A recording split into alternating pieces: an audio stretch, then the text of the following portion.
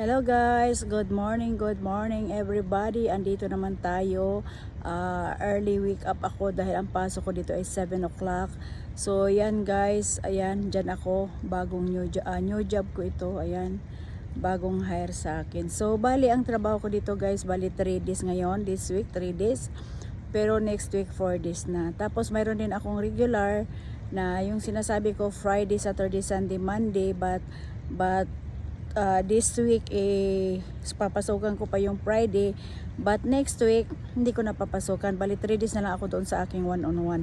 So dito na ako sa new job ko. So dito 4 days siya. So Tuesday, Wednesday, Thursday, Friday. Then mayroon din akong pasok sa Friday night 10 to 6, Friday, Saturday, and Sunday doon naman sa assisted living. Bali ang work ko doon ay midweek, tagabigay ng gamot. So yon guys, so talagang blessed ka talaga pag mabait ka talaga. So blessed ka talaga. Talagang ang Diyos hindi talaga natutulog. Bibigyan ka talaga niya ng job na para ikaw ay mabuhay. At mayroon din para may mga maibigay din ako na mga itutulong kahit small amount lang niya, at least nakatulong ka sa kapwa. So ganun lang guys. So ngayon, yung sa bata naman, yung pinost ko doon, yung warrior bata na sabi ko, pipili ako doon ng 10 na mabibigyan ng 200 each.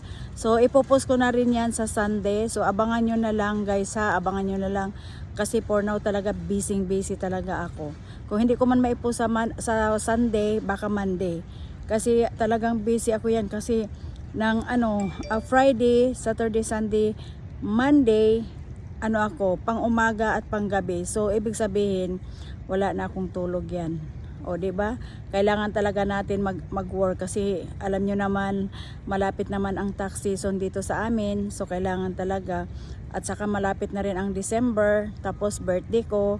So malay natin at mamimigyan na naman tayo ng cellphone dahil blessed tayo. So abangan nyo lang yan guys, okay? Maraming salamat. Thank you so much. Ayan guys.